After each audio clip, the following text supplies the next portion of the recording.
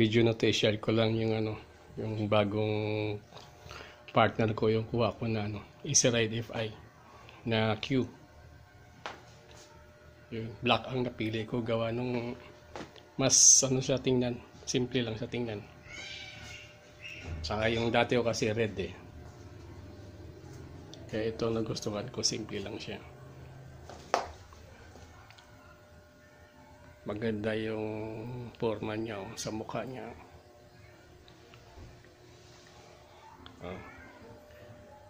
Bali yung gulong niya is 13. Yung makita. Ito.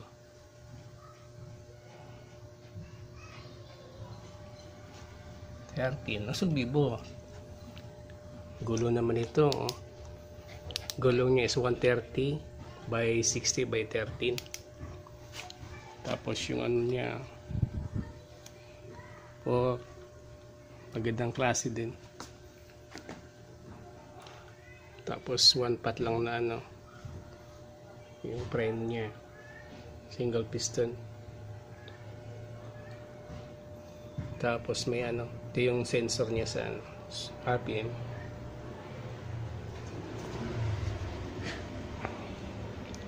Ang ganda ng harap niya mga manoy. Kita mo naman. Tapos yung niya, yung gas, bali dito sa susian. Ayan. Switch on mo lang.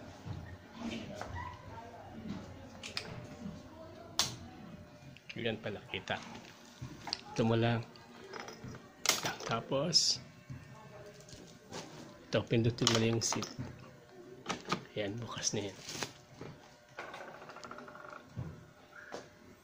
Kaso lang yung niya, di kasya yung kahit na half face na helmet. Di kasya. Ito lang medyo tagilid tayo. Ito half face to na helmet. Di kasya. Tatama. Lalo na whole face. Talagang pang lang.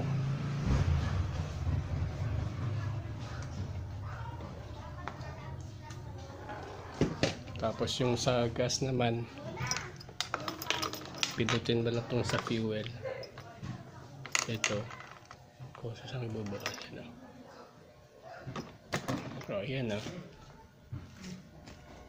Tsaka hindi ka na worried sa na mapasukan ng tubig. Ayan, safety na siya, hindi gaya ng sa Easy Ride N na may issue sa fuel cap niya, papasukan. Tapos yung side pocket niya, ito malalim. Tapos meron din dito. Ayan, may lock. Malalim din siya. Tapos yung material niya na ginamit niya sa plastic, mas matibay na siya. Kumpara dun sa unang nakuha ko na Easy Ride, yung R2. Mas matibay na siya ngayon mga manoy.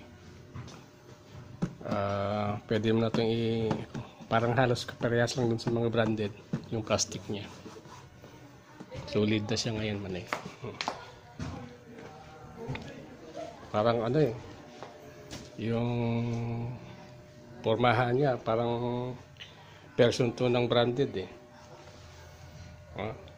mas maangas pa ito tingnan yung Easy Ride natin.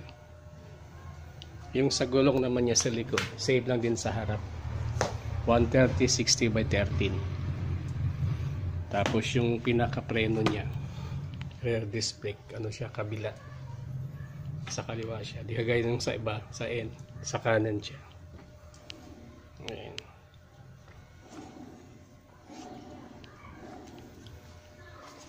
Ang ganda ng airbox niya mga manoy.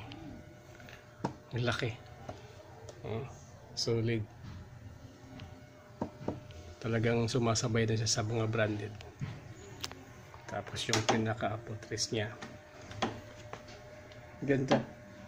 Kahit hindi mo napalitan ng aftermarket, maganda na siya. side mirror, ang side stand. Kaso lang wala siyang ano to, switch na namamatay pag ganun. Tapos yung mga details niya ang gaganda.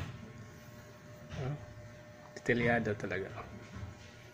May mga design. Yeah. Tsaka isa pa, may ano na to. Yung makina natin, meron siyang oil filter, kagaya ng mga sasakyan. Ito yung pinaka oil filter natin. Ito maliit lang siya.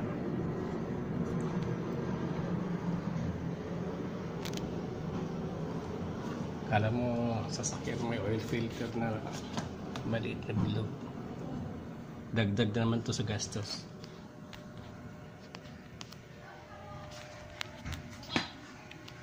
Tapos oil cooler na rin pala to mga manay. Hindi lang makita. Ayan. Saan na ba yan? Ilawan natin. Ayan. Ayan nasa loob yung kulay puti. Yan ang pinaka oil cooler niya.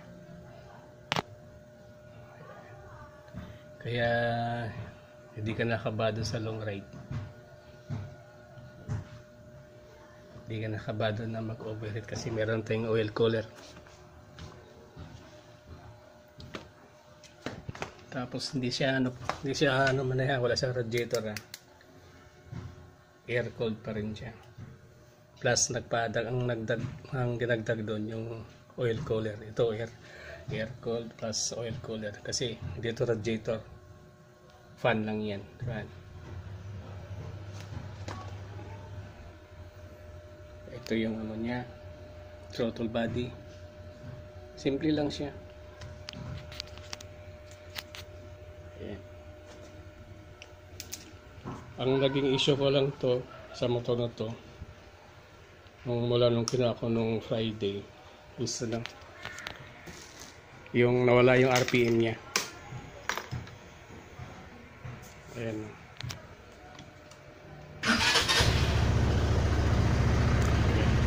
Nawala to. Tsaka di gumagana yung odometer.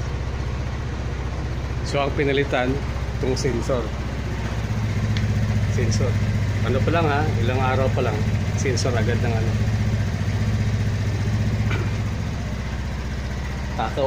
Matakaw to sa sensor. Sabi ng pinagkuhanan ko raw, sabi niya na pag napalitan daw ng sensor, okay na raw yan. Kasi baka yung unang kabit nila, baka may inang klase yun. Tapos ang isa rin sa nagustuhan ko dito mga manoy, itong ano niya, yung sa gilid may ilaw. Yung pinaka switch niya, pag naka park light ka, ayan, may ilaw siya mga manoy. Tapos yung dito sa pinaka LCD natin ng clear, meron din siyang orasan. Ayan, sa taas may orasan.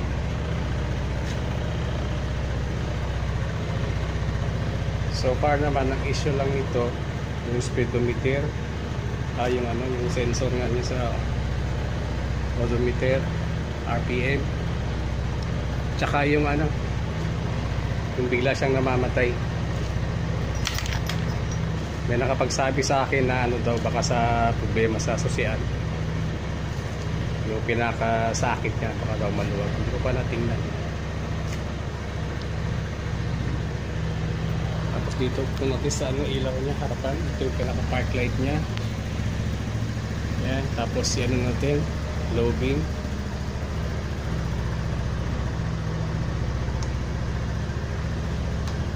Yan ang low beam niya. Ito ang low beam niya pa. Pag high beam natin, ayan,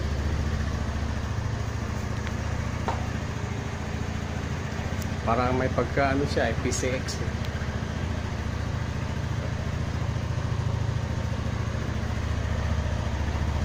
Sa presyo niya na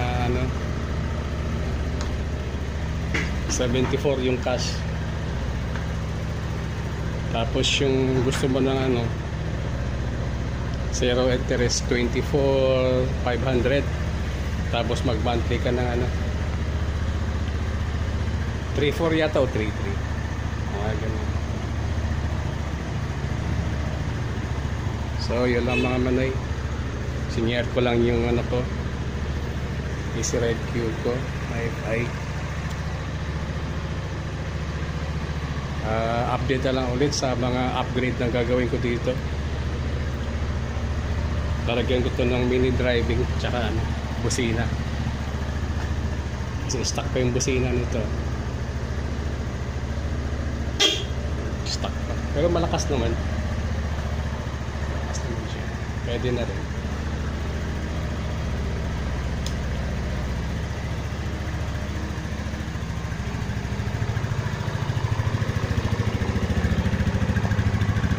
So ayan ang likuran naman ng yung ilaw niya.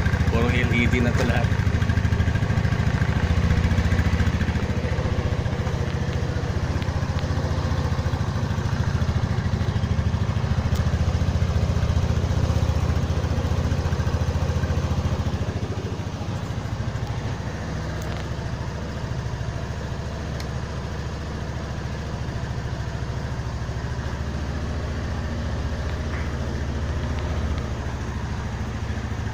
Kaya mga rin hanggang sa muli, hanggang sa susunod.